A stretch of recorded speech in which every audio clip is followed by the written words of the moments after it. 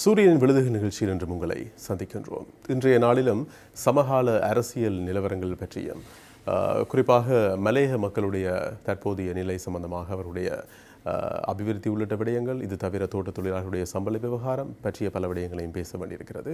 இன்று எங்களுடைய கலையகத்துக்கு வருகை தந்திருக்கின்றார் இலங்கை தொழிலாளர் காங்கிரசினுடைய உபதலைவரும் பெருந்தோட்ட மனிதவள அபிவிருத்தி நிதியத்தினுடைய தலைவருமான பாரத் அருள்சாமி அவர்கள். முதலில் அவரை நாங்கள் வரவேற்போம். வணக்கம். வணக்கம். நல்லா இருக்கு. எப்படி இருக்கிறீங்க? நல்லா இருக்கேன். சரி, இந்த பெருந்தோட்ட மக்களுடைய வாழ்க்கை நிலவரங்கள் பற்றி பேசுகின்ற போது தற்போதைய பரபரப்பு நிலை இந்த சம்பள அதிகரிப்பு சம்பந்தமான விடயம். 1700 ரூபாய் என்ற அதிகரிப்பு குறித்து அமைச்சர் மனுஷ நாணயக்காரவினால் ஒரு வர்த்தமானி அறிவித்தல் வெளியிடப்பட்டது. அதற்கு கால அவகாசம் வழங்கப்பட்டது. ஆனால் இன்றைய இந்த செவ்வியை நாங்கள் பதிவு செய்கின்ற நேரத்தில் கூட அந்த நிலை இன்னும் முடிவுக்கு வராத ஒரு இழுபறி நிலையாகத்தான் காணப்படுகின்றது. குறிப்பாக பெருந்தோட்ட முதலாளிமார் சம்மேளனம் தங்களுடைய ஆட்சேபனை பதிவு செய்திருக்கிறார்கள். ஆகவே தற்போதைக்கு சாத்தியமில்லை என்பது தெளிவாக தெரிகிறது. என்ன நடவடிக்கை எடுக்கப்பட்டிருக்கிறது இது சம்பந்தமாக? நவர்களே, சூரியன் அலைவரிசைக்கும் உங்களுக்கும் என்னுடைய நன்றிகளை தெரிவிச்சுக்கிறேன். சூரியன் அலைவரிசையினூடாக எங்களுடைய மக்களுடைய தேவைகளையும் அவர்களுடைய பிரச்சனைகள் தொடர்ந்தும் குறிப்பாக கவனித்து அதுக்கான தீர்வுகளை பெற்றுக் கொடுப்பதற்கு ஒரு பெரிய ஒரு தலை சிறந்த ஊடகமாக செயல்படுவதற்கும் என்னுடைய நன்றிகளை தெரிவிச்சுக்கிறேன். முதலாவதாக பெருந்தோட்ட தொழிலாளர்களுக்கான இந்த வேதன உயர்வு 2021ஆம் ஆண்டுக்கு பிறகு அவர்களுடைய வேதனம் அதிகரிப்பு சரியான முறையில் அது ஒரு இழுபறி நிலையாகவே தான் இருந்தது. அதனை அடுத்து உங்களுக்கு தெரியும், பல கட்ட பேச்சுவார்த்தைகள் நடந்தது. கடந்த மாதங்கள் 2 தரக்க வேதன நிர்ணய சபையினூடாக நாங்கள் ஒரு இனப்பக்கப்பாட்டுக்கு வர்றதுக்கு முயற்சி பண்ணோம் முதலாளிமார் சம்மேளனத்தோட.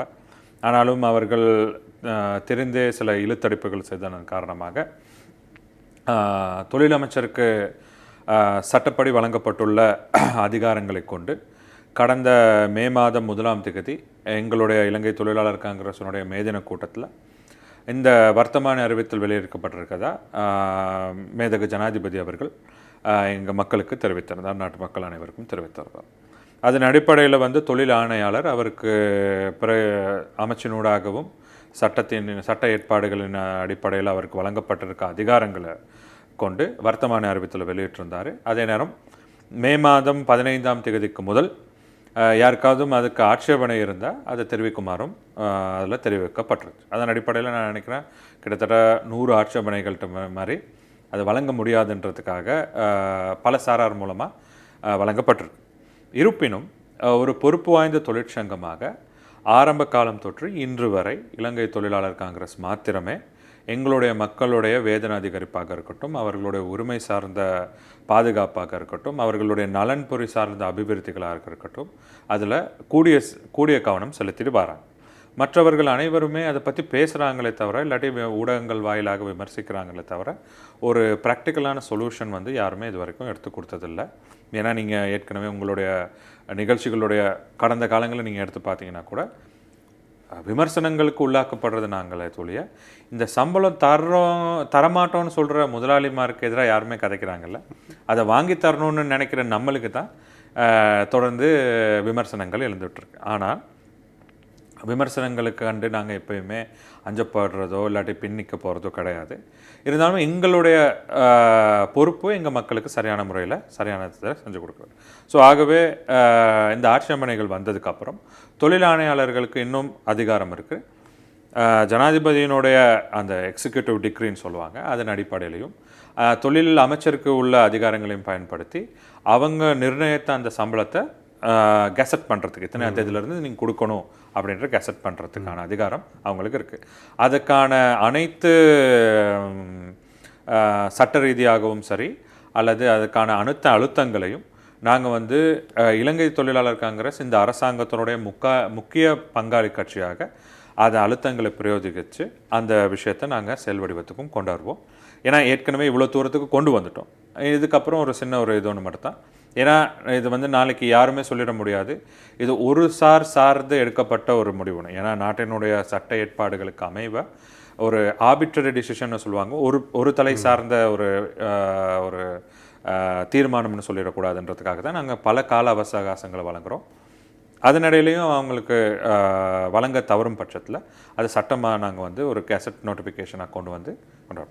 அதுக்கப்புறம் சில நேரம் கம்பெனிகள் வந்து சட்ட நடவடிக்கைகளை எடுத்தாலும் கூட எங்களுக்கு எந்த பிரச்சனையும் இல்லை. நாங்கள் அதுக்கும் சட்ட ரீதியாக அதை எதிர்கொள்கிறதுக்கும் இலங்கை தொழிலாளர் காங்கிரஸ் தயாராகவே இருக்காங்க. ஸோ எங்களை பொறுத்த வரைக்கும் எங்களுடைய ஆணித்தனமான கோரிக்கை என்னென்னா, இன்றைக்கி ஏனைய துறை சார்ந்த அனைவருக்கும் ஒரு வேதன அதிகரிப்பு வழங்கப்பட்டிருக்கு. அது அரசு தொழிலாக இருக்கட்டும், தனியார் துறையாக இருக்கட்டும். ஆனால் பெருந்தோட்டத்துறையில் வந்து இன்றைக்கி கோவிட் காலத்துலேயும் சரி, பொருளாதார சிக்கல்கள் எங்கள் நாட்டில் இருந்த நேரம் சரி, தற்போதும் சரி, அந்நிய செலாவணியை பிறப்பிக்கிற மிகப்பெரிய ஒரு ஊடகமாக வந்து இந்த பெருந்தோட்ட தொழில்துறை இருக்குது. கிட்டத்தட்ட 390 மில்லியன் US$ ரெவன்யூவை ஈட்டி தரக்கூடிய ஒரு இந்த தொழில்துறையில், அதில் தொழில்துறையில் இருக்கிற தொழிலாளர்களுடைய வளர்ச்சியை நாங்கள் பாதுகாக்கணும். அதே நேரம் அவங்களுக்கு சரியான முறையில் வேதனம் கிடைக்கணுன்றது தான் எங்களுடைய வேலை திட்டம். அதுக்கு அமைவை தான் எங்களுடைய கட்சியினுடைய பொதுச் செயலாளர் கௌரவ ஜீவன் தொண்டமான் அவர்கள் தொடர்ந்தும் பாராளுமன்றத்தில் வலியுறுத்தி வந்தார். அதே நேரம் எங்களுடைய கட்சியினுடைய தலைவர் செந்தில் தொண்டமான் அவர்களும், தவிசாளர் மருதபாண்டி ராமேஸ்வரன் அவர்களும் பல்வேறு மட்டங்களில் பேச்சுவார்த்தைகளை நடத்தியிருந்தாங்க. அதனால் எங்களுடைய கட்சியினுடைய உயர்மட்ட குழுவினராக இருந்தாலும் சரி, அடிப்படை தொண்டர்களாக இருந்தாலும் சரி, நாங்கள் எல்லாருமே எங்களுடைய ஒருமித்த குரல் இது மட்டும்தான். எங்கள் மக்களுக்கான சரியான பாதுகாப்பும் அவர்களுக்கான சரியான வேதனமும் வழங்கப்படணும். ஸோ அதுக்கான அனைத்து நடவடிக்கைகளையும் நாங்கள் சரியான முறையில் செஞ்சுட்டு வரோம். ஸோ எங்களுக்கு நிச்சயமாக நாங்கள் உறுதி கொடுக்க முடியும். எங்கள் மக்களுக்கு நாங்கள் சொல்லியிருந்த மாதிரி. ஏன்னா இந்த நாங்கள் கேட்டிருந்த அந்த கோரிக்கை வந்து வெறுமனே அரசியல் சார்ந்தோ இல்லாட்டி தொழிற்சங்கம் சார்ந்தோ கிடையாது. அது முழுக்க முழுக்க மக்கள் சார்ந்தது.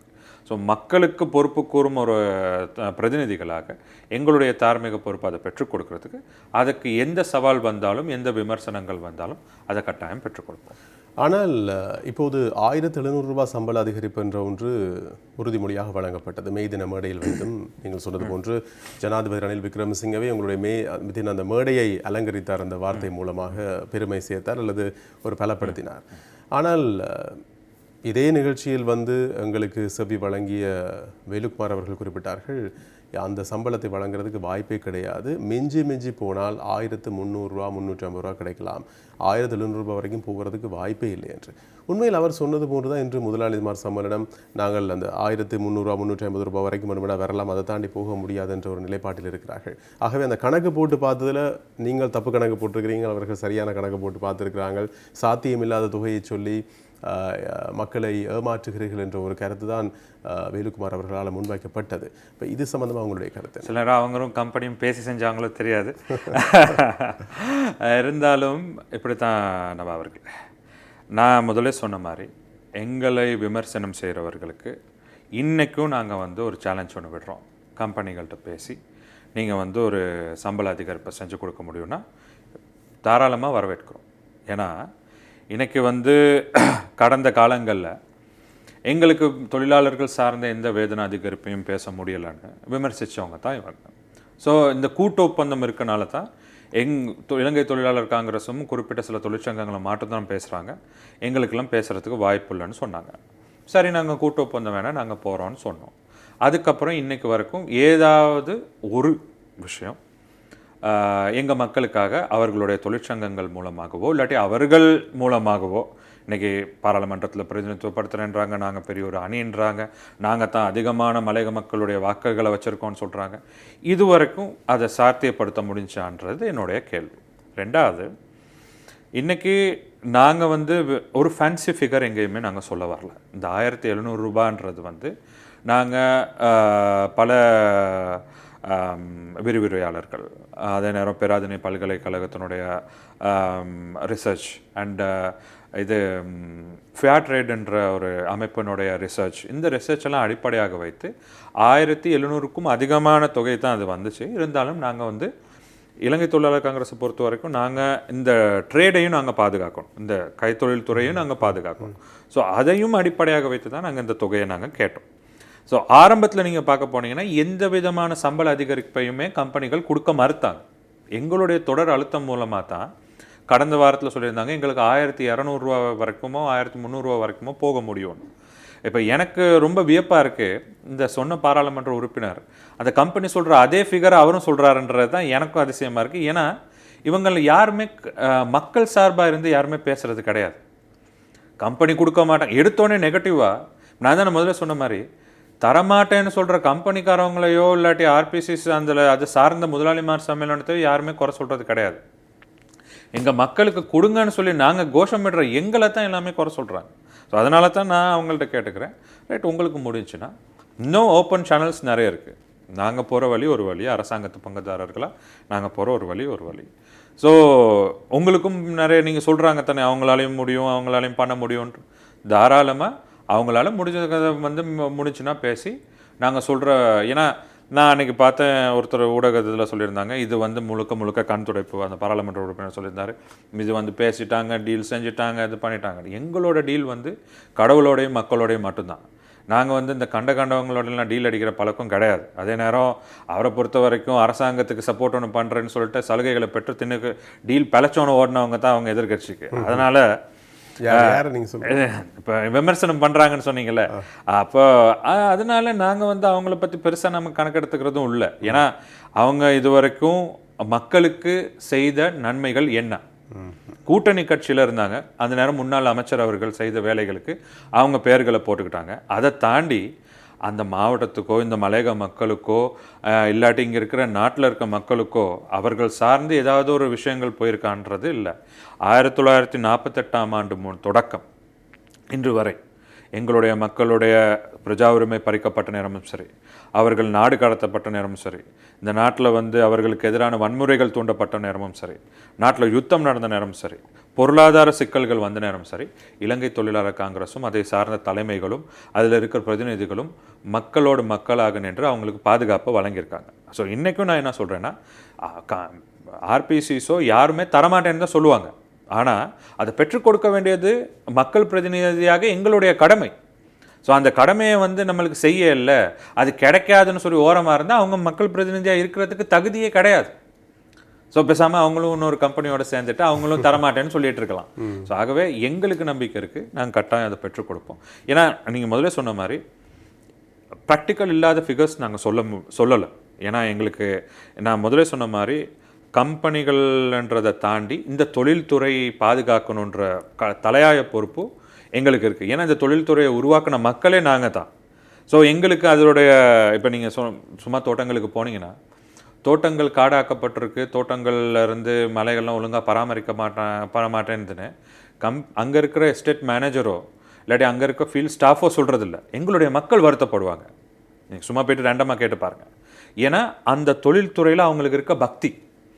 ஸோ இவ்வாறான மக்களை வந்து ஒரு புறம் தள்ளிட்டு கம்பெனிகள் சார்ந்து கோஷம் போடுறவங்களோ இல்லாட்டி அது கிடைக்காதுன்னு சொல்கிறவங்களோ வந்து மக்கள் புரிஞ்சுக்குவாங்கன்னு நம்பிக்கை எனக்கு இருக்குது. சரியாகவே காத்திருப்போம். இந்த வருடத்திலாவது இந்த சம்பள அதிகரிப்பு கிடைக்கும், கூடிய சீக்கிரமே கிடைச்சிடும். வருடம் இறுதி வரைக்கும் போக மாட்டோம். சரி, 1700 ரூபாய் அந்த தொகை அந்த தொகையில் நாங்கள் அதில் எங்கன விதமான கம்ப்ரமைஸும் எங்களுடைய கட்சி தலைமை எடுக்கலை. ஸோ அந்த கட்சிக்கு அதுக்கான வர்த்தமானி அறிவித்தலை தான் அமைச்சர் மனுஷ நாணயக்காரன் சொல்லியிருக்காரு. அதே நேரம் ஜனாதிபதியும் இதை பற்றி தெரிவிச்சிருக்காரு. ஸோ அதை தாண்டி அங்கே ஒன்றுமே இருக்காது. ஏன்னா எங்களுடைய கோரிக்கைக்கு அமைவாகத்தான் அது முன்வைக்கப்பட்டுச்சு. ஸோ அதை வந்து பெற்றுக் கொடுக்க வேண்டியது எங்களுடைய கடமை. சரி, உங்களுடைய அழைப்பின் பேரில் நிர்மலா சீதாராமன் உள்ளிட்டவர்கள்லாம் வந்தார்கள் இலங்கைக்கு. கொழும்பில் பெரிய மாநாடெல்லாம் நடந்தது. இலங்கைக்கு வந்த தோட்ட தொழிலாளர்கள் மலையக மக்களுடைய வாழ்க்கை வரலாற்றை பறைசாற்றுகின்ற அடையாளங்களை உலகத்துக்கு காண்பிக்கிற நிகழ்ச்சியாக நடத்தப்பட்டது. ஆனால் அந்த நிகழ்ச்சிக்கு பிறகு என்ன மலையக மக்களுக்கு நல்லது நடந்திருக்கு, அந்த நிகழ்ச்சியால் என்ன நன்மைகள் ஏற்பட்டிருக்கின்றன? இவ்வளவு பிரம்மாண்டமான நிகழ்வை ஏற்பாடு செய்தீர்கள், அந்த நிகழ்ச்சியின் பலன் என்ன, மக்களுக்கு என்ன போய் சேர்ந்திருக்கிறது? நவா அவர்களே, எங்களுடைய மக்கள் வந்து இந்த நாட்டுக்கு வருகை தந்து 200 வருடங்கள் கடந்திருந்த போதிலும் ஏனைய எங்களுடைய சக மக்களுக்கு கிடைக்கிற எல்லா வசதிகளும் வாய்ப்புகளும் சந்தர்ப்பங்களும் எங்களுடைய மக்களுக்கு வழங்கப்படுதான்னு கேட்டால் அது ஒரு கேள்விக்குறி தான் இன்னைக்கு வரைக்கும். காரணம் என்னன்னா, எங்களுடைய நிர்வாக கட்டமைப்பில் காணப்பட்ட சில தோஷங்கள். அதாவது நான் சொன்ன மாதிரி 2002 வரைக்கும் நாங்கள் அவ்வளோ பேருமே நோக்கி இருந்தது வந்து இந்த நாட்டினுடைய சிட்டிசன் ஆகணுன்றதை தாண்டி எங்களுக்கு வந்து அந்த நேரம் அதை விட பெரிய ஒரு விஷயம் எதுவுமே இருக்கலை. அதுக்கப்புறம் 2005ஆம் ஆண்டுக்கு பின்னர் தான் அபிவிருத்தியை இலக்காக கொண்ட பல விடயங்கள் வந்து நடக்கப்பட்டுச்சு. அது 2015ஆம் ஆண்டுக்கு அப்புறம் நல்லாட்சி அரசாங்கத்தில் முன்னால் இருந்த அமைச்சர் அவர்கள் அதையும் சரியாக செஞ்சாங்க. இப்போது எங்களுடைய மாண்புமிகு அமைச்சர் ஜீவன் தொண்டமான் அவர்கள் தலைமையில் நாங்கள் பாரிய ஒரு மாற்றத்தை நோக்கி செஞ்சுட்டு போகிறோம். நீங்கள் கேட்ட மாதிரி நாம் 200 நிகழ்வு வந்து நாங்கள் நடத்தினது வெறுமனே ஒரு ஷோவுக்காக கிடையாது. இதன் மூலமாக நாங்கள் வந்து அந்த 10,000 வீடு திட்டத்தை ஆரம்பிக்கிறதுக்கான அனைத்து நடவடிக்கைகளையும் செஞ்சு அன்றைக்கி அங்குரார்ப்பணம் செய்து வச்சோம்.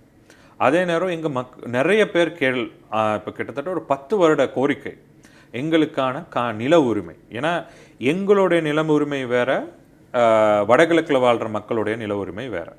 ஏன்னா எங்களுக்கு சட்ட ஏற்பாடுகளால் ரெஸ்ட்ரிக்ஷன் ஒன்று இருக்குது, இந்த நிலத்துக்கான உரிமை கோருதல். ஏன்னா இந்த அரசாங்க நிலம் வந்து தனியார் துறைக்கு கொடுக்கப்பட்டிருக்கு. அந்த தனியார் துறை வந்து இந்த அரசாங்க நிலத்துக்குள்ளே யார் அத்துமீறி ஏதாவது செயல்பட்டாலும் அதுக்கு எதிராக நீதிமன்றம் செல்லக்கூடிய அங்கே சட்ட வரைமுறைகள் இருக்குது. அதே நேரம் வடகிழக்கில் மக்களுடைய நில உரிமையை பார்க்க போனீங்கன்னா அவர்களுடைய சொந்த நிலம் அரசாங்கத்தால் எடுக்கப்பட்டு இன்னும் அது அரசாங்க கட்டுப்பாட்டுக்குள்ளே இருக்குது, அது வந்து இவங்களுக்கு வழங்கப்படாது. ஸோ இந்த ரெண்டு வித்தியாசமான கான்செப்ட். இந்த கான்செப்டுக்கு ஒரு லீகல் ரெமெடி ஒன்று எடுக்கணும்னா நம்மளுக்கு வந்து சரியான கொள்கை திட்டம் ஒன்று தேவைப்படும். இந்த கொள்கை திட்டம் அமையாமல் வெறுமனே நான் வந்து காணி தந்துடுவோம், காணிக்கான உரிமை தேவைன்னு சொல்லி ஒன்றுமே நடக்க போகிறதில்ல. ஸோ அன்னைக்கு நாங்கள் என்ன பண்ணியிருந்தோம், அந்த நாம் 200 நிகழ்வில் எங்கள் மக்களுக்கான நில உரிமைக்கான அனைத்து அங்கீகாரத்தையும் நாட்டினுடைய தலைவர் ஜனாதிபதி அவர்களால் முன்மொழிய வச்சோம். அன்றைக்கி இந்திய அரசாங்கத்துடைய நன்கொடையால் வழங்கப்பட்ட வீடுகளை நிர்மாணிக்கிறோம். அதே நேரம் அவர்கள் மூலமாக கல்வி அபிவிருத்திக்கு நிறைய வேலைகள் செய்கிறோம். அதே நேரம் இந்திய அரசாங்கத்தின் மூலமாக 3.5 பில்லியன் நிதி ஒதுக்கீடு பெற்றுக் கொடுத்தோம். இதன் மூலமாக வந்து உட்கட்டமைப்பு வசதியாக இருக்கட்டும், கல்வி அபிவிருத்தியாக இருக்கட்டும், எங்களுடைய மக்களுடைய அபிவிருத்தி சார்ந்த விடயங்களுக்கு அதுக்கான நிகழ்வை நாங்கள் அந்த இதை கொண்டுட்டு போனோம். எங்களுக்கு அதிலெல்லாம் முக்கியமானது வந்து இந்த நில உரிமை. அந்த நில உரிமைக்கு அடிப்படையாக கொடுத்து கேபினட் தீர்மானம் ஒன்று எடுக்கப்பட்டு ஜனாதிபதியால் ஒரு உபகுழு ஒன்று உருவாக்கப்பட்டுச்சு. இந்த மலையகத்தில் வாழ்கிற எங்களுடைய மக்களை இந்த தேசிய நீரோட்டத்தில் இணைக்கிறது. இன்றைக்கி நீங்கள் பார்க்க போனீங்கன்னா எஜுகேஷன் பார்த்தீங்கன்னா பிளான்டேஷன் எஜுகேஷன், ஹெல்த்துன்னு பார்க்க பார்த்தீங்கன்னா பிளான்டேஷன் ஹெல்த், அபிவிருத்தின்னு பார்க்க போனீங்கன்னா பிளான்டேஷன் இன்ஃப்ராஸ்ட்ரக்சர் மினிஸ்ட்ரி, எங்களோட மினிஸ்ட்ரி. ஸோ அது வருடத்துக்கு எங்களுக்கு வந்து ஒரு சிறிய தொகை பணம் தான் ஒதுக்கப்படுது. ஸோ தேசிய அளவில் நடைபெற விடயதானங்கள் எங்களுடைய மக்களுக்கு கிடைக்கிறதுக்கு வந்து பல ஃபில்டர்ஸ் இருக்குது. ஸோ இந்த ஃபில்டர்ஸ் எல்லாம் இல்லாமக்கி சக இளைஞர்களுக்கும் கிடைக்கிற அதே சலுகைகள் எங்களுடைய மக்களுக்கும் வந்து கிடைக்கணுன்றதுக்கான கொள்கை உருவாக்கம் தான் இந்த நாம் 200 முக்கிய அத்தியாயம். சரி, அதுக்கு பிறகு நீங்கள் சொன்னீர்கள் அந்த இந்திய நன்கொடையிலே நிர்மாணிக்கப்படுகின்ற வீடு 10,000 வீடு திட்டம், அது மந்தகதியில் ஆமை வேகத்தில் நடப்பதாகத்தான் ஒரு குற்றச்சாட்டு முன்வைக்கப்படுகிறது. அதை நீங்கள் ஏற்றுக்கொள்கிறீங்களா? இல்லை, பாரத் லங்கா வீடமைப்பு திட்டம் நாங்கள் வந்து அதை அங்குரார்ப்பணம் செய்து அதுக்கான எல்லா வரைமுறைகளையும் செய்து இப்போது அதுக்கான கட்டுமான பணிகளை நாங்கள் ஆரம்பிச்சிட்டோம். நீங்கள் வந்து பார்த்தீங்கன்னா இன்றைக்கி ரங்கலை, மாத்தலை, கேகால் இந்த மாவட்டங்கள் ஆரம்பிச்சிருச்சு. அடுத்த வாரம் வந்து நுவர்லியா மாவட்டத்துலையும் ஆகவே அது சரியான வேலை, அது சரியான வேலை, மந்தகதியில் ஏன்னா அதில் வந்து பலருடைய விமர்சனங்கள் வந்துச்சு. இதில் வந்து கட்சிகள் பார்த்து இது கொடுக்குறாங்க, ஏன்னா ஊடகங்கள் வாயிலாக பல விமர்சனங்கள் வந்துச்சு. எங்களுக்கு வந்து விருப்பம் இல்லை, எங்களை சார்ந்தவங்க யாரும் விமர்சிக்கப்படுறதுக்கு. எங்கள் மேலே அரசியல் சாயம் பூசணுன்றதுக்காக நிறைய பேர் விமர்சனங்கள் செய்யலாம். ஆனால் எங்களுக்கு நன்கொடை அளிக்கிற இந்திய அரசாங்கத்து மேலே சிலர் வந்து விமர்சனம் செய்கிறதை எங்களை எல்லாம் ஏற்றுக்கொள்ள முடியாது. ஸோ அங்கே நாங்கள் இந்திய அரசாங்கத்தோட செஞ்சோம், இது உங்களுடைய ப்ராஜெக்ட், நீங்கள் அதை எப்படி செய்யணுன்றதை நீங்கள் வரைமுறைப்படுத்துங்க, அதுக்கேற்ற மாதிரி நாங்கள் வேலை திட்டங்களை செஞ்சுட்டு போகிறோம். அதே மாதிரி அதுக்கு வந்து அரசாங்கத்தால் அங்கீகரிக்கப்பட்ட அரச ஸ்தாபனங்கள் 2 வந்து இம்ப்ளிமெண்டிங் ஏஜென்சியாக கொண்டு வந்தாங்க. ஒன்று அரச பொறியியல் கூட்டுத்தாபனம், இன்னொன்று வீடமைப்பு அதிகார சபை. ஸோ அவங்க மூலமாக இன்னைக்கு பயனாளர்கள் தெரிவு செய்யப்படுறதோ அதனுடைய நிர்மாண பணிகளோ எல்லாமே அதில் சரியான முறையில் செய்யுது. அதே நேரம் நாங்கள் பெருந்தோட்ட கம்பெனிகள்கிட்ட நாங்கள் பெருந்தோட்ட மனிதவள அபிவிருத்தி நிதியத்தினூடாகவும் மாண்புமிகு அமைச்சர் ஜீவன் தொண்டமான் அவர்களுடைய வழிகாட்டலுக்கு அமைவாக பெருந்தோட்ட கம்பெனிகள் அந்த லேண்ட் கிளியரன்ஸ் எல்லாம் பண்ணி சர்வே பண்ணி என்பிஆர் ரிப்போர்ட் எடுத்து பிளாட் பண்ணி கொடுக்குறாங்க. ஸோ நாங்கள் ஏற்கனவே நாங்கள் சொல்லியிருந்தோம், கடந்த நீங்கள் கேட்டிங்களா அந்த முதலாவது கேள்விக்கு நான் திருப்பியும் வரேன். ஆரம்ப காலங்களில் எங்களுக்கு வந்து இப்போ ஸ்டோனி கிளிஃப் அந்த பக்கம்லாம் போயிட்டு பார்த்தீங்கன்னா 20 பர்ச்சஸ் எங்கள் மக்களுக்கு எவ்வளோ கிடைச்சோ அதே 20 பர்ச்சஸில் தான் வீடுகள் கட்டப்பட்டுச்சு. கடந்த காலங்களில் வந்து அது வந்து 7 பர்ச்சஸுக்கு குறைக்கப்பட்டுச்சு. 7 பர்ச்சஸ் குறைக்கப்பட்டதை, ஆனால் அது வந்து நீங்கள் பார்க்க போனீங்கன்னா சில வீடுகள் கட்டப்பட்டுருந்துச்சு, அதுவும் சரியாக 7 பர்ச்சஸ் இருக்கலை.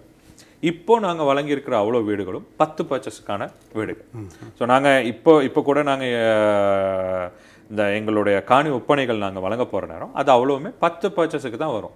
ஸோ எங்களை வந்து விமர்சிச்சாங்க 10 பர்ச்சஸ் கிடைக்கல வரல அப்படின்லாம் பாராளுமன்றத்தில் எங்கள் அமைச்சர் தெளிவாக சொல்லியிருந்தார், நாங்கள் வந்து அதுக்கான அவ்வளோத்தையுமே 10 பர்ச்சஸ்ன்னு தான் கொடுக்குறோம். ஸோ ஆகவே விமர்சனம் செய்கிறதுக்காக பாராளுமன்றம் போனவங்க கொஞ்சம் பேர் இருக்காங்க தானே, எதுவுமே செய்யாமல் உட்காந்து பேசிட்டு வர்றது, அவ்வளோதான் அவங்களால தெரிஞ்ச விஷயம். அவங்க வந்து பேச மட்டும்தான் முடியும். சரி, இப்போ ஐக்கிய மக்கள் சக்தி தரப்பு, அதாவது இந்த தமிழ் முற்போக்கு கூட்டணி போன்றோர் வைத்திருக்கின்ற கொள்கைக்கும் உங்களுக்கும் இடையில் இருக்கிற அந்த வித்தியாசம், அந்த சிறுதோட்ட உரிமையாளர்களாக மலையக மக்களை தோட்ட தொழிலாளர்களை மாற்றுவதில் அந்த வேலை திட்டத்தில் இருக்கிற மாற்றங்கள் வேறுபாடு என்ன? அதாவது அவர்கள் நினைப்பதும் நீங்கள் நினைப்பதும் ஒன்று, ஆனால் முன்னெடுக்கப்படுகின்ற வேலை திட்டம் வேறு வேறு, அதை சாத்தியப்படுத்துவதற்காக. நவாவர்களே, இதில் வந்து அரசியல் காரணங்களுக்காக சில விஷயங்களை நாங்கள் சொல்ல முடியும், ஆனால் செயல் வடிவத்துக்கு வர்றதில் சில காரணங்கள் இருக்குது. இந்த சிறுதோட்ட உரிமையாளர்கள்ன்றது இன்றைக்கி சக்ஸஸ்ஃபுல்லாக ஆகிறது வந்து தென்னிலங்கை பகுதியில் இந்த சிறுதோட்ட உரிமையாளர்கள் சிஸ்டம் வந்து சக்ஸஸ்ஃபுல்லாக போயிட்டுருக்க ஒரு விஷயம். அவங்க சில பேருக்கு லேண்ட் ஓனர்ஷிப் இருக்குது, இல்லாட்டி லீசிங் மெத்தடாலஜியில் செய்கிறாங்க.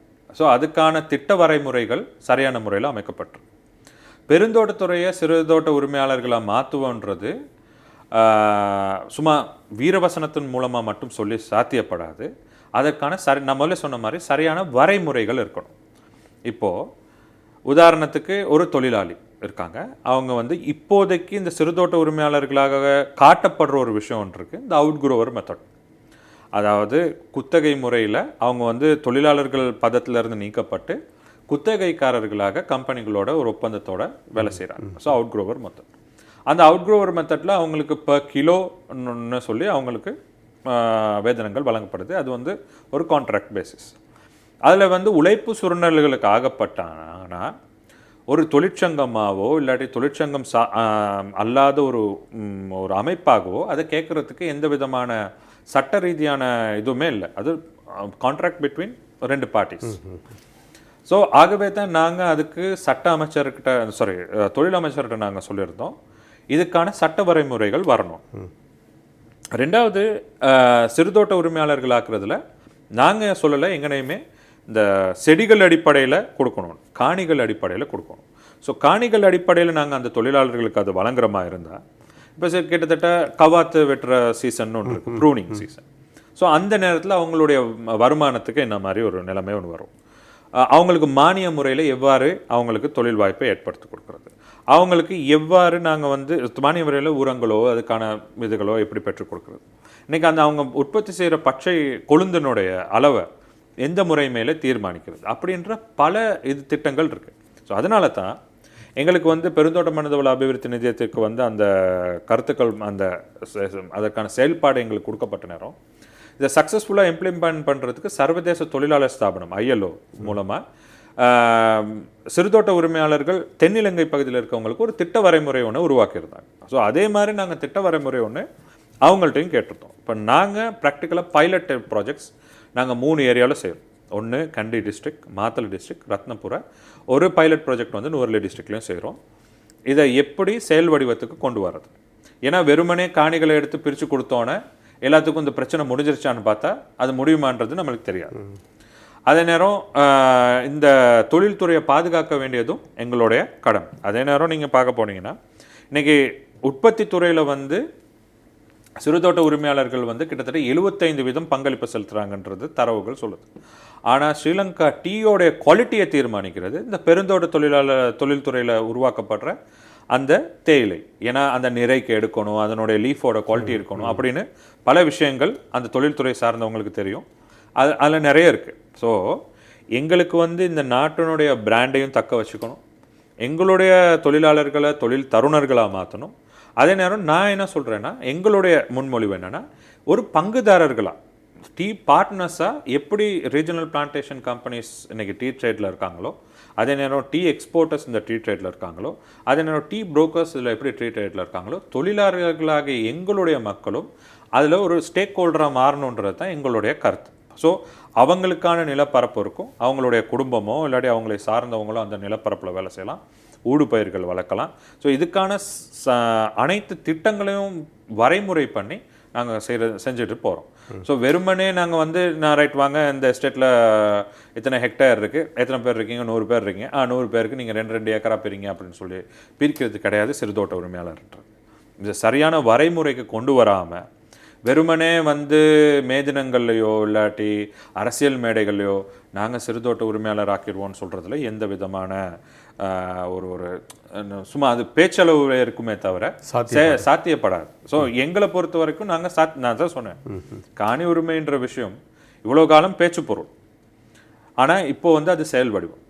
எங்களுடைய மக்களுடைய அடையாளம் இல்லாட்டி அந்த அட்ரஸ்ன்ற விஷயம் இவ்வளோ காலம் அது பேச்சு பொருள், இப்போ அது வந்து செயல்படுத்துகிற செயல்பாடு. இந்திய அரசாங்கத்தினுடைய 10,000 வீட்டு திட்டம்ன்றது 2018 பேச்சு பொருள், ஆனால் இன்னைக்கு அது செயல் வடிவம். ஸோ எங்களை விமர்சிக்கிறவங்க வந்து ஒரு பக்கம் யோசிச்சு பார்க்கணும், நாங்கள் என்ன செஞ்சோம் அவங்கள விமர்சிக்கிறதுக்குன்னு. ஸோ ஆகவே நாங்கள் இந்த இந்தியன் மீடியம் இப்போ திட்டம் இப்போ நாங்கள் சொல்லலை, நாங்கள் அந்த 4,000 வீடு நாங்கள் தான் கட்டணும்னு நாங்கள் சொல்லலை. அது வந்து அந்த நேரம் அரசாங்கத்தில் இருந்த அமைச்சர்கள் கட்டினாங்க. ஆனால் அதை கொண்டு வரதுக்கு காரணமாக இருந்தது, யாருமே மறந்துடக்கூடாது, மறைந்த தலைவர் ஆறுமுகன் தொண்டமான் அவர்கள். ஸோ அதனால் நாங்கள் சொல்லிட முடியாது இது எல்லாருமே நானும் இங்கே சொல்லலை, நம்ம எல்லாமே செய்கிறது எல்லாமே சரிதான், எங்கள்கிட்டையும் மிஸ்டேக்ஸ் இருந்திருக்கலாம். ஆனால் இப்போ இருக்கிற புதிய தலைமுறையினருக்கு தலைமைக்கு அடையில் புதிய தலைமுறையினர் அரசியல் தலைமைகளாக எங்களுடைய தலையாய பொறுப்பு வந்து இதை சரியான முறையில் நேர்த்தியான முறையில் எங்கள் மக்களுக்கு கொண்டு போய்ட்டு சேர்க்கணுன்றது. ஸோ அதுக்கானது. அதனால் நான் பார்த்தேன் எதிர்க்கட்சி தலைவர் அவர்கள் நாங்கள் சிறுதோட்ட உரிமையாளர்கள் ஆக்கிடுவோம்னு சொல்கிறார். சிறுதோட்ட உரிமையாளர்கள் இப்போ நாங்கள் அந்த நேரம் 1000 ரூபா சொன்ன நேரம் இவர் 1500 சொன்னவர் தான். ஸோ ஆகவே இது ஒரு போட்டிக்காக சொல்லப்படுற விஷயமே தாண்டி செயல் வடிவத்துக்கு கொண்டு வரத்துக்கு எதுவுமே இல்லை. வேலை திட்டங்கள் இல்லை, எங்கள்கிட்ட வேலை திட்டம் இருக்குது, அதுக்கான வேலையை செஞ்சுட்டு போகிறோம். சரி, உங்களுடைய அந்த மனிதவள அபிவிருத்தி நிதியத்தினுடைய தலைமைத்துவ பதவி, அதனூடாக நீங்கள் செய்கின்ற வேலை திட்டங்கள்? நம்ம அவர்களே, எனக்கு இந்த பொறுப்பு வழங்கப்பட்டுச்சு ஒரு ஒரு பொருளாதார சிக்கல்கள் இருக்கிற அந்த சந்தர்ப்பத்தில் தான். எத்தனையாம் ஆண்டு? கடந்த ஆண்டு. ஏன்னா நாடும் பொருளாதாரத்திலிருந்து அபிவிருத்தி ஆகி வர அதே சந்தர்ப்பத்தில் எனக்கும் இந்த பொறுப்பு கொடுக்கப்பட்டுச்சு. ஏன்னா எங்களுடைய அபிவிருத்தி பணிகள் அனைத்துமே இடைநிறுத்தப்பட்டிருச்சு இந்த நாட்டில் ஏற்பட்டிருந்த பொருளாதார சிக்கலும் கோவிட் காலம். ஸோ நாங்கள் வந்ததுக்கு அப்புறம் எந்த காரணம் கொண்டும் கடந்த அரசாங்கத்தின் மூலமாக கைவிடப்பட்ட வீடு திட்டங்களை நாங்கள் மாற்றப்போகவோ அதை நிப்பாட்டவோ இல்லை. அது ஏன்னா அது அவ்வளவுமே அரசாங்க சொத்து, அரச மக்களுடைய வரிப்பணம் அதில் இருக்குது.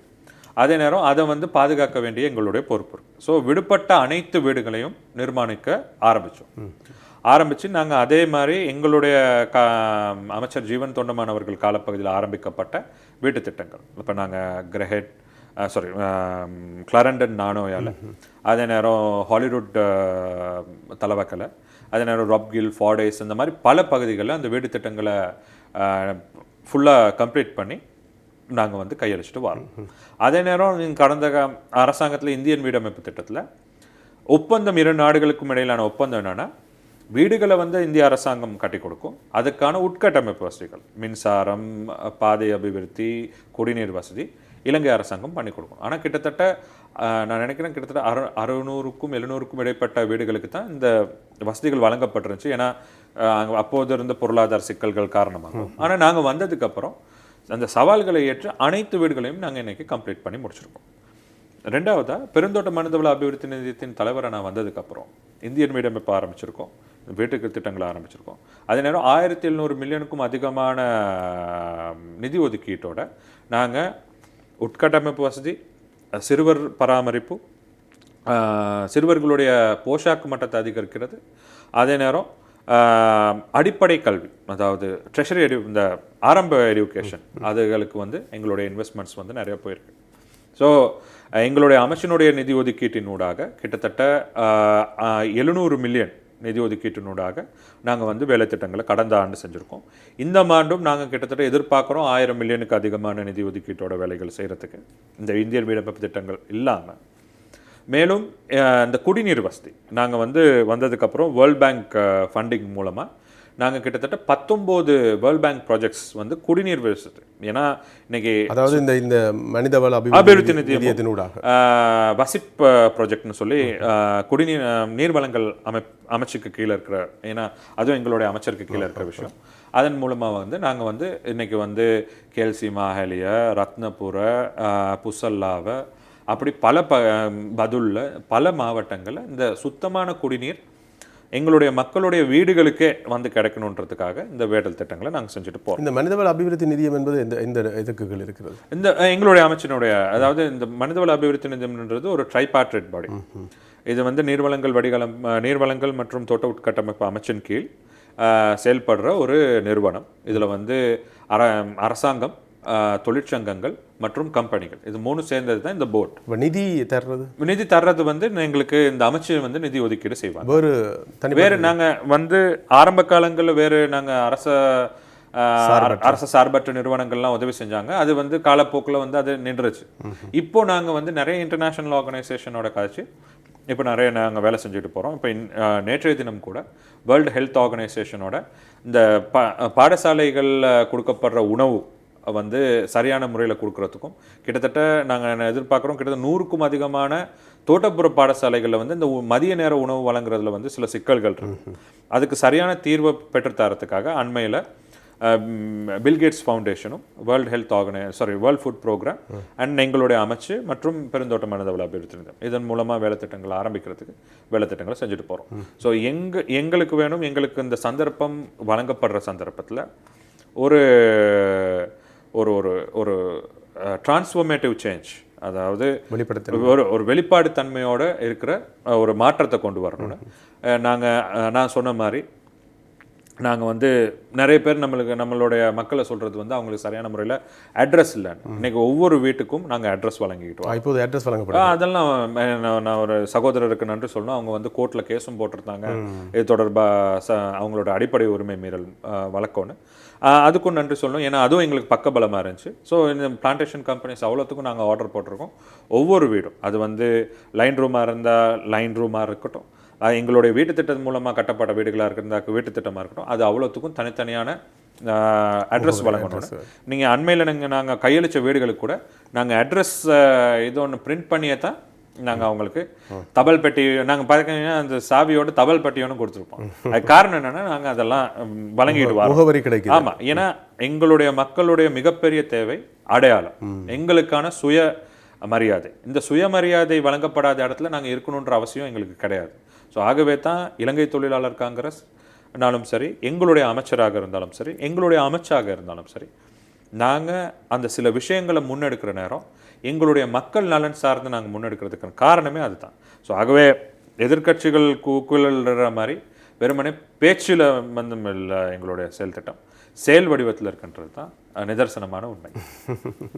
சரி, கண்டியை பொறுத்தவரையில் உங்களுடைய அரசியல் நிலவரம் என்னென்றால், நீங்கள் கடந்த முறையும் பொது தேர்தலில் போட்டியிட்டீர்கள். இனி அடுத்தும் தேர்தல் காலகட்டம் நெருங்கி கொண்டிருக்கிறது. எந்த தேர்தல் முதலில் வரும் என்று தெரியவில்லை. ஒன்றில் ஜனாதிபதி தேர்தல், அப்படி இல்லை என்றால் பொது தேர்தல். அதுக்கு பிறகு அடுத்த ஆண்டில் மாகாண சபை தேர்தலுக்கான வாய்ப்புகளும் இருப்பதாக சொல்லப்படுகின்றது.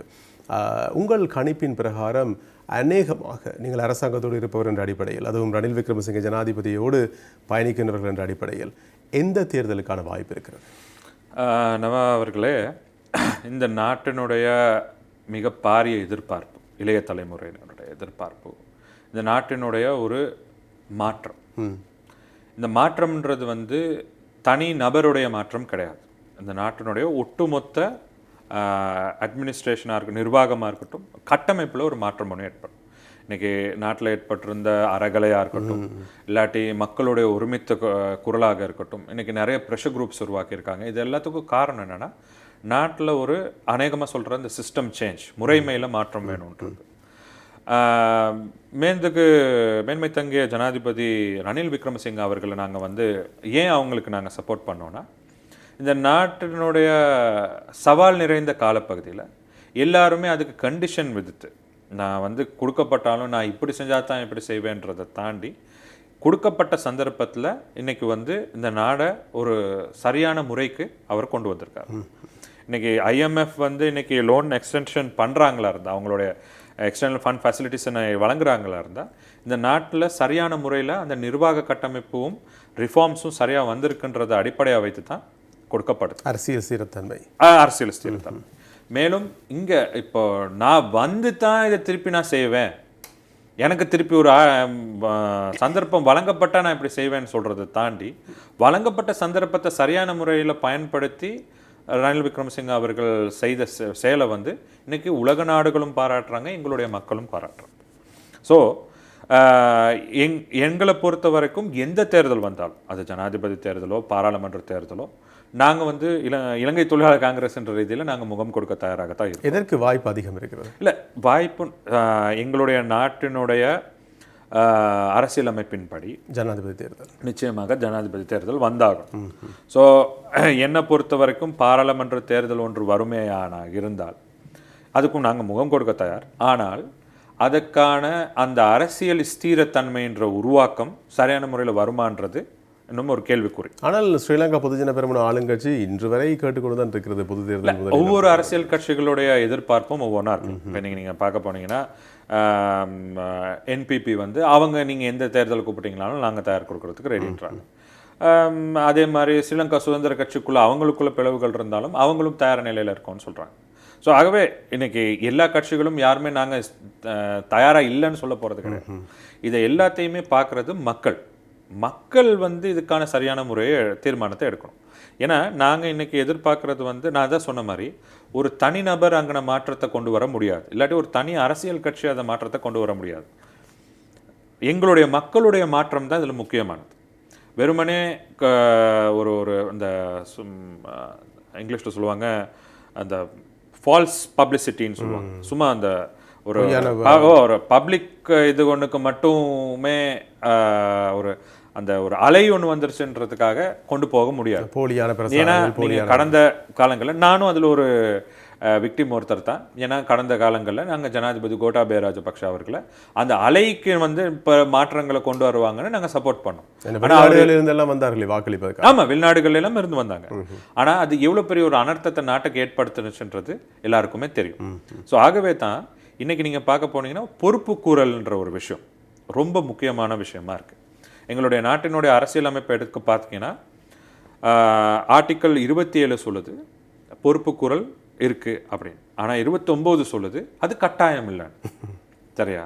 ஸோ இந்த அடிப்படை திட்டங்களில் மாற்றம் கொண்டு வரணும்னா இந்த லா ரிஃபார்ம்ஸ் அண்ட் நம்மளுடைய பொருளாதார மறுசீரமைப்பு, இது ரெண்டுமே, சட்ட மறுசீரமைப்பும் பொருளாதார மறுசீரமைப்பு, இது ரெண்டுமே உருவாக்கணும். ஸோ அதனால தான் ஜனாதிபதி ரணில் விக்ரமசிங்க அவர்கள் இதுக்கான சரியான ஒரு தலைமைத்துவத்தை வழங்குறார் என்ற நம்பிக்கை அடிப்படையில் தான் நாங்கள் அவங்களுக்கு சப்போர்ட் பண்ணோம். அதே நேரம் கண்டி மாவட்டத்தை பற்றி சொன்னீங்க. கண்டியை பொறுத்தவரையில் கடந்த முறை நீங்கள் முதல் முறையாக பாராளுமன்ற தேர்தலில் போட்டியிட்டீர்கள், ஆனால் போதுமான வாக்குகள் கிடைக்கவில்லை. ஆமாம், இந்த முறை என்ன எதிர்பார்ப்பு?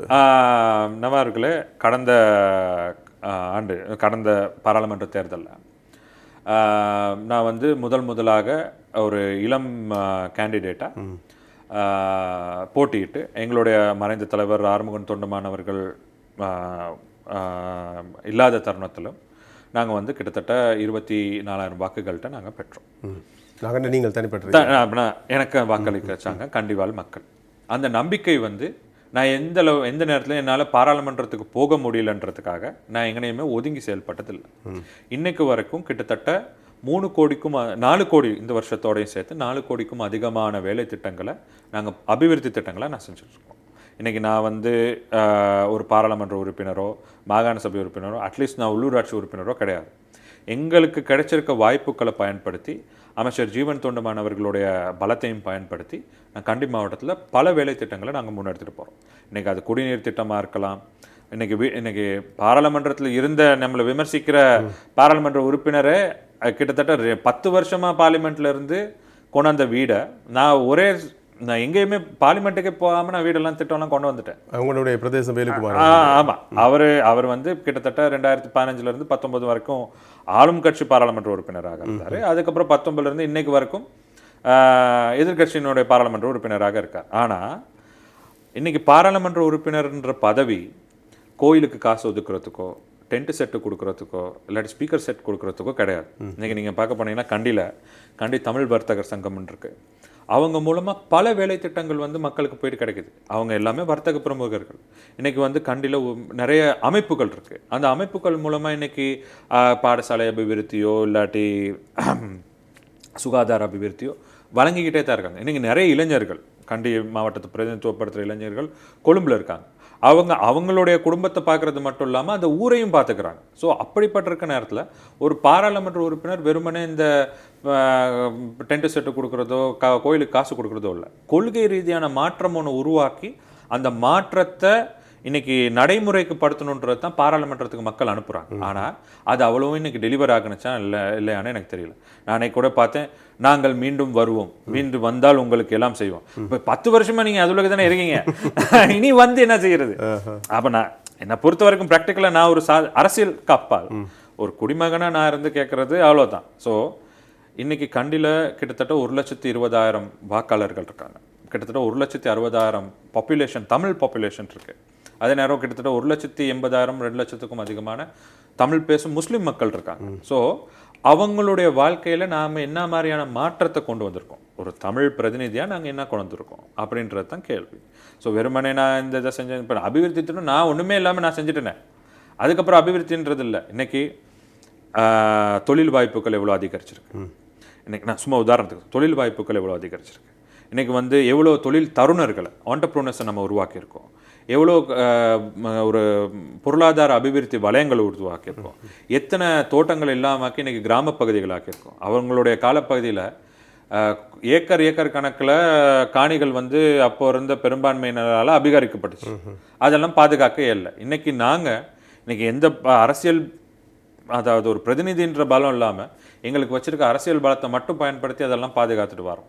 ஸோ எங்களுடைய எதிர்பார்ப்பு ஒரு கொள்கை ரீதியான மாற்றத்தை வந்து, அதாவது நான் அந்த நேரமும் ஒரு நிலைப்பேண்தக அபிவிருத்தி கொண்ட கண்டி மாவட்டம்ன்ற ஒரு துணைப்பொருளின் கீழே தான் நான் அந்த நேரம் தேர்தல் கேட்டேன். அதனால தான் கல்விசார் சமூகம் எனக்கு வந்து ஃபுல்லாகவே சப்போர்ட் பண்ணாங்க. இப்போயும் நான் அதே திட்டத்தில் தான் இருக்கேன். கல்வி, பொருளாதாரம், அவங்களுடைய விளையாட்டு மற்றும் கலை கலாச்சாரம், இந்த 4 விஷயத்தையும் பாதுகாக்கிறதுக்கான அனைத்து திட்டங்களையும் நாங்கள் செஞ்சுட்டு போகிறோம். இப்போ கூடிய சீக்கிரம் நாங்கள் வந்து அங்கே கண்டி மாவட்டத்தில் ஒரு டெக்னிக்கல் காலேஜ் ஒன்று திறக்க போகிறோம் எங்கள் பன்வில பகுதியில். அதே நேரம் இன்றைக்கி நாங்கள் அங்கே இருக்கிற முக்கியமான ஸ்கூல்ஸுக்கு பல காலமாக தீர்க்கப்படாத காணி பிரச்சனைகளை நாங்கள் தீர்த்து கொடுத்துருக்கோம். அதே நேரம் குடிநீர் பிரச்சனை, பல காலமாக தீர்க்கப்படாத குடிநீர் பிரச்சனையை தீர்த்து கொடுத்துருக்கோம். ஸோ இந்த மாதிரி மக்களுடைய வாழ்வாதாரத்தில் மாற்றம் கொண்டு வர சில விஷயங்கள் நடைபெறணுமே தவிரனவா அவர்களே, வெறுமனே அரசியல் சாயம் பூசுறதுக்காக தேர்தல் காலப்பகுதியில் வந்து நாங்கள் வந்து தோல்வி அடைஞ்சிட்டேன்னு நான் தோண்டி போயிட்டு இருக்கல. அடுத்த நாள்லேருந்து நாங்கள் வேலை செஞ்சுக்கிட்டு இருக்கோம். இன்றைக்கு வரைக்கும் வேலை செஞ்சுருக்கோம். நாங்கள் எப்போ வேணாலும் எங்களுடைய மக்களோட நாங்கள் தொடர்பு கொண்டு போகலாம். காரணம் என்னென்னா, நாங்கள் தேர்தல் காலத்துக்காக மட்டும் வந்து ஒரு 4 பேரோட நின்று ஃபோட்டோ எடுத்து போட்டு பப்ளிசிட்டி வாங்குறது கிடையாது. அதே இல்லாட்டி இலங்கை தொழிலாளர் காங்கிரஸை மட்டும் விமர்சித்து பப்ளிசிட்டி வாங்குறவங்க கிடையாது. நான் ஏன் இங்கே வந்து யாரையும் விமர்சனம் பண்ண வரல. என்னை பொறுத்த வரைக்கும் என்னுடைய அடிப்படை தேவை என்னுடைய மக்களுக்கு சரியான முறையில் மற்றவங்களுக்கு இது கிடைக்குதா, அதே மாதிரியான அதுக்கான வாய்ப்பு எங்கள் மக்களுக்கு கிடைக்கணும். அந்த வாய்ப்பை பயன்படுத்திக்காதது அவங்களுடைய தனிப்பட்ட விஷயம். என்னை பொறுத்த வரைக்கும் அந்த வாய்ப்பு சரியான முறையில் வழங்கப்படணுன்றது தான். ஒரு காலத்தில் ஒரு கோட்டா சிஸ்டமில் வந்து கல்வித்துறைக்கு வந்து எங்களை தேர்ந்தெடுத்தாங்க. அப்போ இருந்தவங்க வந்து கோர்ட்டுக்கு போயிட்டு அதை இல்லாமக்கினாங்க. அந்த நேரம் உருவாக்கப்பட்ட கல்வி அதிகாரிகள் தான் இன்றைக்கி பெரிய பெரிய பொசிஷனில் இருக்காங்க. நீங்கள் பார்க்க போனீங்கன்னா துரதிர்ஷ்டம் என்னென்னா, மலையகத்தை பிரதிநிதித்துவப்படுத்தி கிட்டத்தட்ட 4 இல்லாட்டி 5 பேர் தான் ஸ்ரீலங்கா அட்மினிஸ்ட்ரேட்டிவ் சர்வீஸில் இருக்காங்க, என்னுடைய நண்பர் உட்பட. ஸோ அவங்களெல்லாம் நம்ம இப்போ இந்த அட்மினிஸ்ட்ரேஷன் சர்வீஸ்லையோ இல்லாட்டி எஜுகேஷன் சர்வீஸ்லையோ இல்லாட்டி நிர்வாக சேவைக்குள்ள உட்பட்ட அந்த கட்டமைப்புக்குள்ளேயோ நாங்கள் எங்களுடைய மக்கள் வரணும். என்னுடைய தந்தை கல்வி அமைச்சராக இருக்க நேரம் உங்களுக்கு நல்லா தெரிஞ்சிருக்கும்.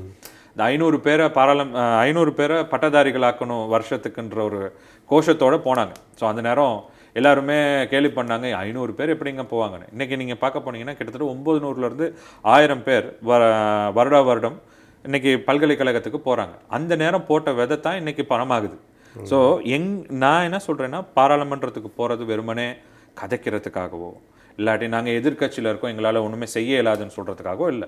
அப்படி செய்ய இயலாதுன்னா ஒதுங்கிடணும். அப்படி செய்ய இல்லை, எங்களால் வழங்க இல்லைன்னா தாராளமாக ஒதுங்கிடணும். நாங்கள் வந்து தான் செய்வோம், வர இதுக்கு போயிட்டு தான் செய்வோன்றது இல்லை. ஆகவே எங்களுக்கு எங்கெங்கே சந்தர்ப்பங்கள் கிடைக்குதோ அந்த சந்தர்ப்பத்தை பயன்படுத்தி மக்கள் சேவை செய்கிறதுக்கு எங்கனையுமே பதவியோ இல்லாட்டி நேரமோ இல்லாட்டி அதுக்கான காலமோ வரணும்னு எதிர்பார்க்கலாது. எந்த நேரத்தில் எங்களால் உதவி செய்ய முடியுமோ அந்த காலத்தில் செய்யலாம். அதனால தான் எங்களுக்கு கிடைச்சிருக்க வாய்ப்பை பயன்படுத்தி கண்டி மாவட்டத்தை இன்னும் நிலை பயன்தக அபிவிருத்திக்கு கொண்டு வரதுக்கு வேலை திட்டங்களை நாங்கள் முன்னெடுத்து போகிறோம். நாட்டு தலைவரோடு உங்களுடைய பயணம் பற்றி கேட்கறதுக்கு முதல் உங்களுடைய தலைவர் அந்த மே மேடையில் வைத்து எனது பெயர் ஜீவன் ஆறுமுகன் தொண்டமான் என்று சொன்னார். ஏதோ நாளைக்கே சம்பளம் கிடைச்சிருப்பது நாங்களாம் சந்தோஷப்பட்டோம். இப்போ நீங்கள் அவரோடு நெருங்கி இருக்கிற அடிப்படையில் அன்று மேடையில் பேசினதும் இன்று இருக்கிற நிலவரத்தை பற்றி அவருடைய நிலைப்பாடு என்னவாக இருக்கிறது? அவருடைய தனிப்பட்ட நிலைப்பாடு எங்களுடைய அமைச்சர் ஜீவன் தொண்டமான் அவர்களுடைய நிலைப்பாட்டில் எந்த விதமான மாற்றமும் இல்லை. நாங்கள் இந்த இது ஏன்னா நாங்கள் பொறுப்பு வாய்ந்த ஒரு தொழிற்சங்கமாக நாங்கள் வாக்களித்தபடி இந்த சம்பள உயர்வை நாங்கள் வர்த்தமானி அளவுக்கு கொண்டு வரத்துக்கு நாங்கள் ப்ரெஷரை கொடுத்து கொண்டு வந்துட்டோம். ஆனால் அவர் அந்த சொன்ன அந்த துணியை நீங்கள் மேடையிலிருந்து பார்க்கும்போது உங்களுக்கும் அவர் சந்தோஷமாக இருந்திருக்குமே. ஆமாம், டெஃபினட்டாக நாளைக்கே கிடைக்கும். ஆமாம், நான் அவர் பக்கத்தில் தான் நின்றுட்டு இருந்தேன். நாளைக்கு கிடைக்கும் நீங்கள் நம்புறீங்களா? நாளைக்கே கிடைத்திருக்கும் சம்பளம் இல்லை, சம்பளம் அது தாங்க. அதில் வந்து என்ன சொன்னாங்க, கெசட் நோட்டிஃபிகேஷன் தான்.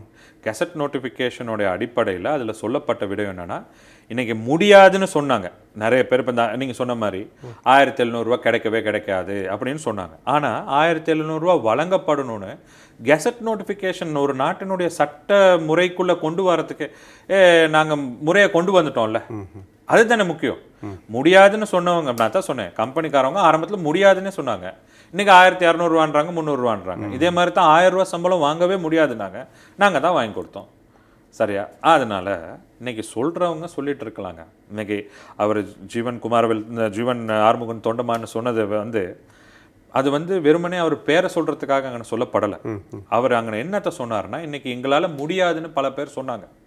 ஆனால் நான் இன்றைக்கி வந்து ஒரு இளம் தலைமுறை அரசியல் தலைமையாகவும் ஒரு அமைச்சராகவும் அரசாங்கத்தினுடைய பங்குதாரராகவும் இருந்து நான் அதை பெற்றுக் கொடுத்துருக்கேன்.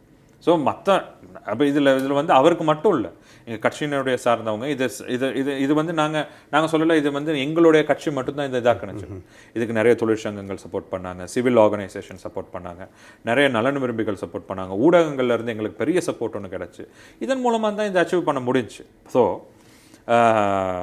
நான் என்னை பொறுத்த வரைக்கும் எங்களுடைய தலைமை இதில் வந்து அது தலைவர் செந்தில் தொண்டமானாக இருக்கட்டும், தவிசாளர் மருதபாண்டி ராமேஸ்வரன் அவர்களாக இருக்கட்டும், எங்களுடைய பொதுச் செயலாளர் ஜீவன் தொண்டமாக இருக்கட்டும், இல்லாட்டி எங்களுடைய கட்சியினுடைய அனைத்து உறுப்பினர்களாக இருக்கட்டும், தொண்டர்கள் முதல் கொண்டு உயர்மட்ட உறுப்பினர்களாக இருக்கட்டும், நாங்கள் அவ்வளோ பேருமே நம்பிக்கையாக இருக்கோம். ஏன்னா நம்ம கட்சி மட்டும் கிடையாது, பெருந்தோட்ட தொழிலாளர்களே நம்பிக்கையாக இருக்காங்க. இவ்வளோ தூரத்துக்கு இவங்க செஞ்சு கொண்டு வந்துட்டாங்க, கட்டாயம் இது வந்துடும். ஏன்னா எந்த காரணமே கம்பெனிகளோ இல்லாட்டி எங்களை விமர்சிக்கிறவங்களோ எங்கள் மக்களுக்கு நல்லது நடக்கணும்னு எப்பயுமே நினச்சது இல்லைங்க. நாங்கள் அதை போராடித்தான் வென்றுட்டு வரோம். ஸோ நான் இந்த சொன்ன அந்த கொள்கை மாற்றம் நீங்கள் கேட்டிங்கல்ல, இந்த போராடி வெல்றதை இல்லாமாக்கி எங்களுக்கு சரளமான முறையில் எல்லாமே வந்து கிடைக்கணுன்றதுக்கு தான் நாங்கள் போராடிட்டு இருக்கோம். உண்மையிலே இலங்கையில் உயரத்தில் வாழ்ந்தாலும் இன்னும் வாழ்க்கையில் உயர முடியாமல் கஷ்டப்படுற மக்கள் தான் தோட்ட தொழிலாளர்கள். நம்ம வந்து எங்களுடைய இந்திய வம்சாவளி மலையக மக்களை பொறுத்த வரைக்கும் கிட்டத்தட்ட 15 லட்சம் பேர் இருக்காங்க. அந்த 15 லட்சம் பேரில் இன்றைக்கி நேரடியாக தொழில்துறையில் சம்மந்தப்பட்டவங்க ஒரு 1 லட்சம் பேர் தான். ஸோ இந்த தோட்ட தொழிலாளர்களில் மாத்திரம் அடையாளப்படுத்தி எங்களுடைய மலையக மக்களை சொல்ல முடியாது. இன்றைக்கி நீங்கள் பார்க்க போனீங்கன்னா இன்றைக்கி சட்டத்துறையாக இருக்கட்டும், வைத்தியத்துறையாக இருக்கட்டும், பொறியியல் துறையாக இருக்கட்டும், கல்வித்துறையாக இருக்கட்டும், இன்றைக்கி நீங்கள் பார்க்க போனீங்கன்னா ஸ்ரீலங்கா எஜுகேஷன் சர்வீஸ் அப்பாயின்மெண்ட்ஸில் எத்தனையோ அதிபர்கள் இன்றைக்கி வந்து எஸ்எல்இஎஸ் ஆஃபீஸர்ஸாக வந்திருக்காங்க. ஸோ இதெல்லாம் அச்சீவ்மெண்ட்ஸ். ஸோ என்னை பொறுத்த வரைக்கும் நாங்கள் இன்னும் அந்த கட்டமைப்பை எப்படி ஸ்ட்ராங் பண்ணுறதுன்றது யோசிக்கணும். ஸோ எங்களுடைய தொழிலாளர்கள் சார்ந்த ஒரு விஷயம், எங்களுடைய தொழிற்சங்க ரீதியான ஒரு போராட்டம். அரசியல் வேறு, தொழிற்சங்க ரீதியான போராட்டம்ன்றது வேறு.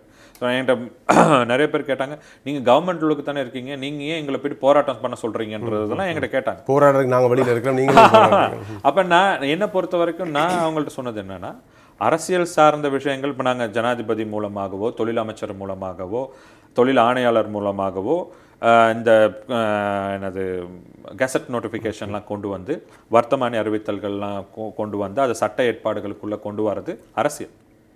அதுதான் அரசியல். இங்கே தொழிற்சங்க ரீதியாக எங்களுக்கு என்ன தேவை, எங்களுடைய பாதுகாப்பு என்ன, இன்றைக்கி நான் எங்களை விமர்சிக்கிறவங்கள கூட வேணாங்க.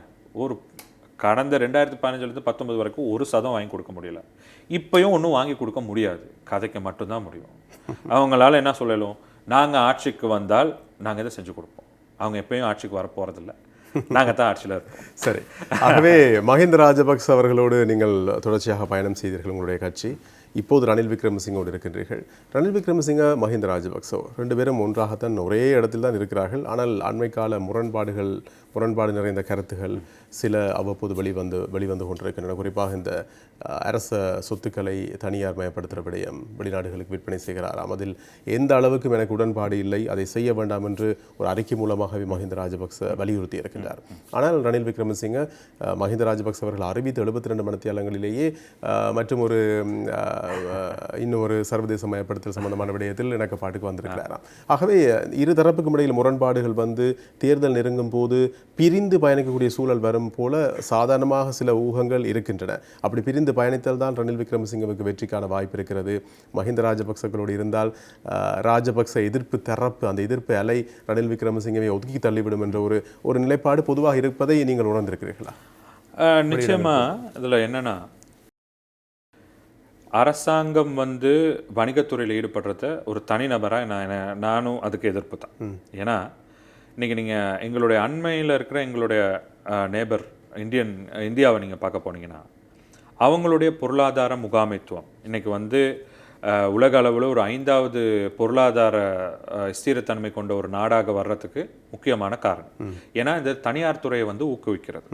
இதில் 2 விதமான பொருளாதார முறைமை இருக்குது. ஒன்று வந்து கொரியா போன்று அரசாங்கம் கம்ப்ளீட்டாக அவங்களுடைய எக்கானமியை ரன் பண்ணுறது, இல்லாட்டி இந்தியா, ரஷ்யா போன்ற நாடுகள் வந்து இன்றைக்கி வந்து மார்க்கெட் பேஸ்ட் பொருளாதாரத்தை ரன் பண்ணுறது. இன்றைக்கி ரஷ்யா மேலே பல என்ன சொல்கிறது, இன்றைக்கி தடை உத்தரவுகள் பிறப்பிக்கப்பட்டிருந்தாலும் இன்றைக்கி அவங்களுடைய பொருளாதாரத்தில் எந்த விதமான வீழ்ச்சியும் பெருசாக காண முடியாது. காரணம் என்னென்னா, அவங்க மார்க்கெட் ஓரியன்ட் பொருளாதார முறைமையை கடைப்பிடிக்கிறாங்க.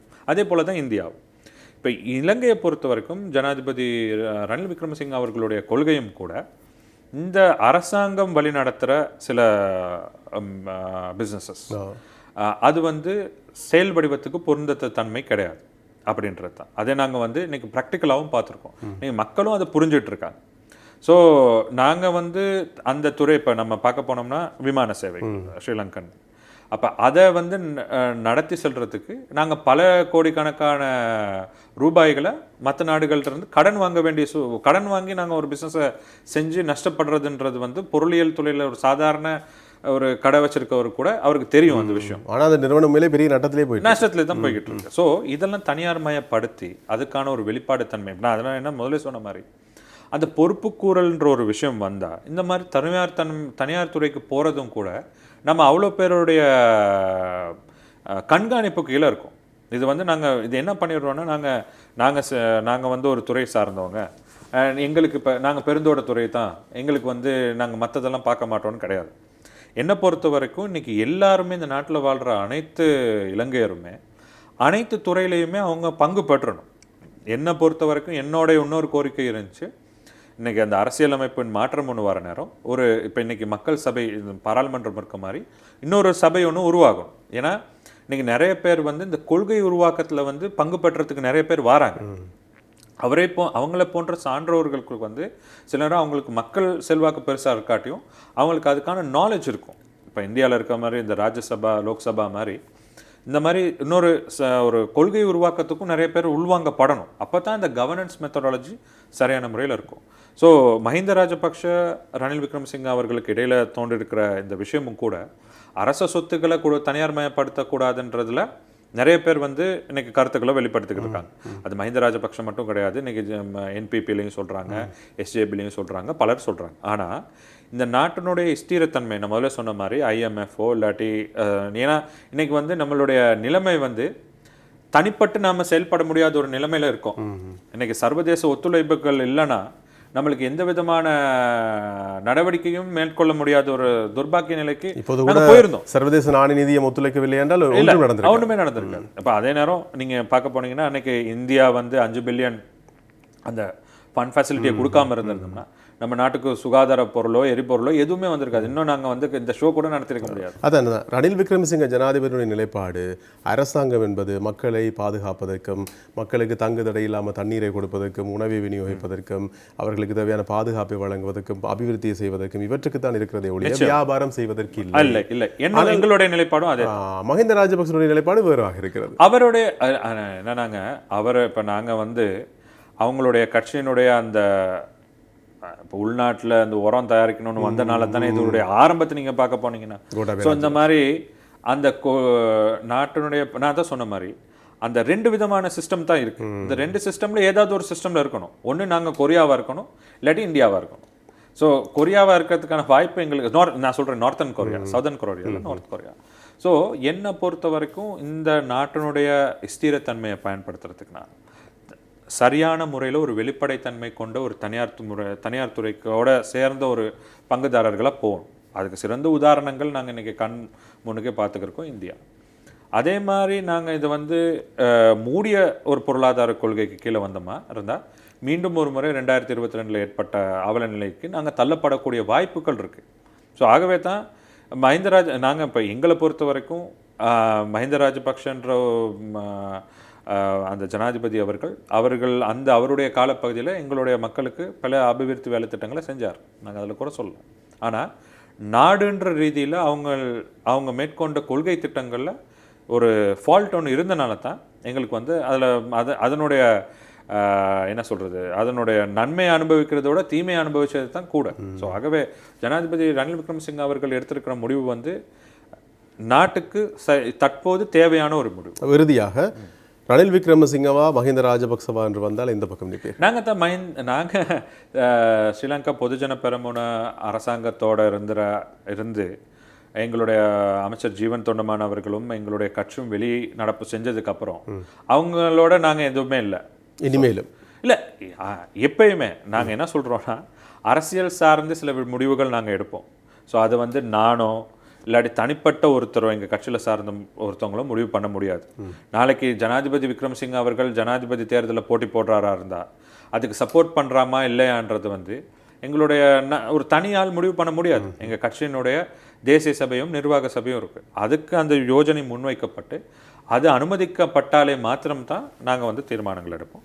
ஸோ ஃப்யூச்சரில் நாம் என்ன மாதிரியான அரசியல் செயற்பாடுகள் செய்வோன்றது கட்டாயம் ஊடகம்ன்ற ரீதியில் நீங்கள் கட்டாயம் தெரிஞ்சுக்குவீங்க. ஆனால் எங்களுடைய தனிப்பட்ட யாருமே வந்து இதை வந்து அந்த தீர்மானத்தை எடுக்க முடியாது. சரி, நன்றி. இன்றைய நிகழ்ச்சிக்கு வருகை தந்தமைக்கு நன்றி. நான் அவர்களே இந்த சந்தர்ப்பத்தை அழைக்கிறதுக்கு நான் சூரியன் நிறுவனத்துக்கும் விழுதுகள் நிகழ்ச்சிக்கும் என்னுடைய நன்றிகளை தெரிவிச்சுக்கிறேன். இன்றைய விழுதுகள் நிகழ்ச்சி இப்போது நிறைவுக்கு வருகின்றது. இன்று இலங்கை தொழிலாளர் காங்கிரசினுடைய உபதலைவரும் அதேபோன்று பெருந்தோட்ட மனிதவள அபிவிருத்தி நிதியத்தினுடைய தலைவருமான திரு பாரத் அருள்சாமி அவர்கள் கலந்து கொண்டிருந்தார். தயாரிப்பாளர் சந்திரசேகரன் ரிஜியோடு விடைபெறுகின்ற நான் உங்கள் நவநீதன். நன்றி, வணக்கம்.